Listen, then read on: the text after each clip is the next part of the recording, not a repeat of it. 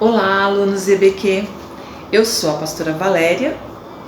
Olá, eu sou o pastor Guilherme. Estamos aqui convidados pelo Wesley e pela Silmara para gravar a 6ª aula, que é sobre definição e conceitos sobre a Bíblia. Eu gostaria de deixar um versículo antes de fazermos uma oração, que se encontra no Salmo 119, versículo 11, que diz: Escondi a tua palavra no meu coração, para eu não pecar contra ti. Vamos orar? Aqui está a palavra de Deus e nós estaremos definindo e falando dos conceitos sobre ela. Amém.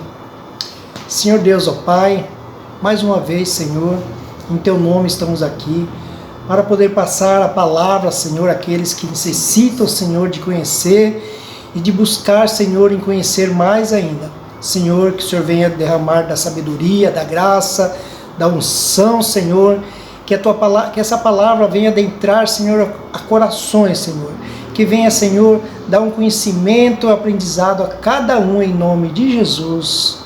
Amém. A palavra Bíblia deriva de um vocabulário grego que significa livro, ou no plural seria livros. Para os discípulos de Cristo, eles detêm um conjunto de escritos revelados e inspirados por Deus e reconhecidos pela Igreja como regra de fé e prática. Que compõe com 66 livros diferentes. Estes incluem livros da lei. Quais seriam, pastor Guilherme? Levítico e Deuteronômio. Teriam também os livros históricos? Sim, Esdra e Atos. E quais seriam os livros de poesia? Salmos e Eclesiásticos. Temos também o de profecia.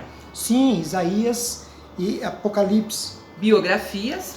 Mateus e João. E temos também as epístolas, que são cartas. Sim, Tito e Hebreus. Cerca de 40 escritores humanos diferentes contribuíram para a Bíblia, que foi durante um período de cerca de 1500 anos. A própria Bíblia afirma ser a palavra de Deus inspirada ou inspirada por Deus, que se encontra lá em 2 Timóteo 3,16 ou em 2 Pedro 1,21. Vocês podem depois estar dando uma olhada. Ela se desdobra como uma história de amor divino entre Deus, o Criador, e o objeto do seu amor, o homem, que somos nós. Nas páginas da Bíblia, aprende-se a interação de Deus com a humanidade, seus propósitos e planos, desde o início dos tempos e ao longo da história.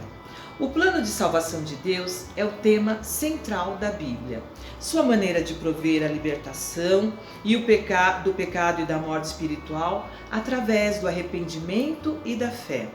No Antigo Testamento, o conceito de salvação está enraizado na libertação de Israel do Egito no livro de Êxodo. Jesus Cristo é a fonte de salvação revelada no Novo Testamento. Deus, ele se revela a nós mesmos através da Bíblia. A razão da necessidade da palavra de Deus, benefício do estudo e exame da palavra de Deus, amadurecimento da fé em Cristo é Efésios 4,15. Melhora a compreensão das Escrituras, Mateus 22:29.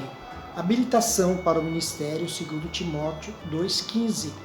Revelação da pessoa de Deus, João 5,39. A palavra de Deus é inspirada, 2 Timóteo 3,16. A palavra de Deus é a fonte da verdade, João 17,17. Apologia, defesa da fé, Pedro 3,15. Que cara mais engraçado. Pastora Valéria, qual o malefício de não estudar a palavra de Deus? Pastor Guilherme, os malefícios de não estudar a palavra de Deus, dentre muitas, seria acréscimo de ideias contrárias às Escrituras, que se encontram inclusive lá em Mateus 16, do 6 ao 12. Também distorção das Escrituras, que se encontra lá em 2 Pedro 3,16. Sedução por doutrinas humanas, Mateus 15:9.